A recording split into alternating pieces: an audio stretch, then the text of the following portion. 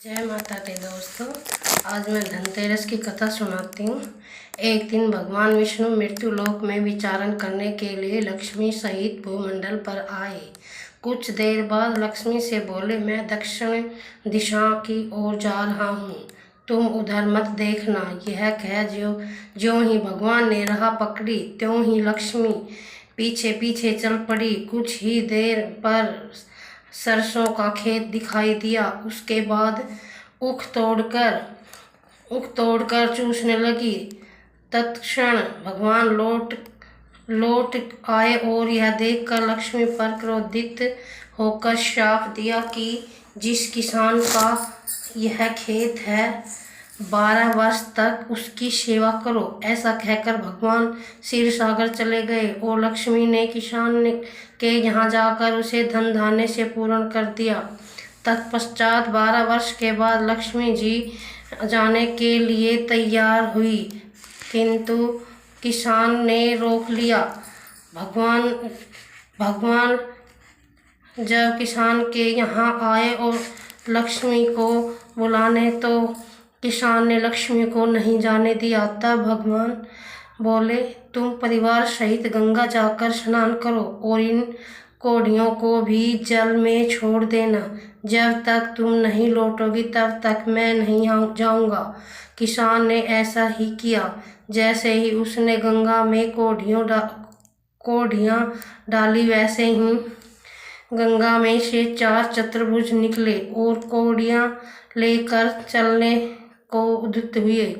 जब किसान ने ऐसा आश्चर्य देखा तो गंगा जी से पूछा कि ये 4 भुजाएं किसकी थी। गंगा जी ने बताया कि हे किसान, वे चारों हाथ मेरे ही थे। तूने जो कोढ़ियाँ मुझे दी है, भेंट की है, वे किसकी दी हुई है। किसान बोला, मेरे घर में 2 सज्जन आए हैं, उन्होंने ही दी है। गंगा जी बोली, तुम्हारे घर जो स्त्री है वह लक्ष्मी है और पुरुष विष्णु भगवान है। तुम लक्ष्मी को न जाने देना, नहीं तो पुण्य उसी भांति निर्धन हो जाओगे। यह सुन जब वह घर लौटा तो भगवान से बोला कि मैं लक्ष्मी जी को नहीं जाने दूंगा। तब भगवान ने किसान को समझाया कि इनको मेरा श्राप था, जो कि 12 वर्ष से तुम्हारी सेवा कर रही है। फिर लक्ष्मी चंचल है, इनको बड़े बड़े नहीं रोक सके। किसान ने हठपूर्वक पुण्य कहा, नहीं, मैं लक्ष्मी जी को नहीं जाने दूंगा। इस पर लक्ष्मी जी को स्वयं कहा कि हे किसान, यदि तुम मुझे रोकना चाहते हो तो सुनो। कल तेरस है, तुम अपना घर स्वच्छ रखो। रात्रि में घी का दीपक जला कर रखना, तब मैं तुम्हारे घर आऊँगी। उस समय तुम मेरी पूजा करना, किंतु मैं तुम्हें दिखाई नहीं दूंगी। किसान ने कहा, ठीक है, मैं ऐसा ही करूँगा। इतना कहा और सुन लेने के बाद लक्ष्मी जी 10 दिशाओं में फैल गई। भगवान देखते ही रह गए। दूसरे दिन किसान ने लक्ष्मी जी के कथानुसार पूजन किया।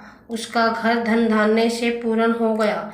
इसी भांति वह हर वर्ष तेरस के दिन लक्ष्मी की पूजा करने लगा। उस किसान को ऐसा करते देखकर कितने ही लोगों ने पूजा करना शुरू कर दिया। बोलो धनतेरस की जय। जय बोलो लक्ष्मी माता की जय।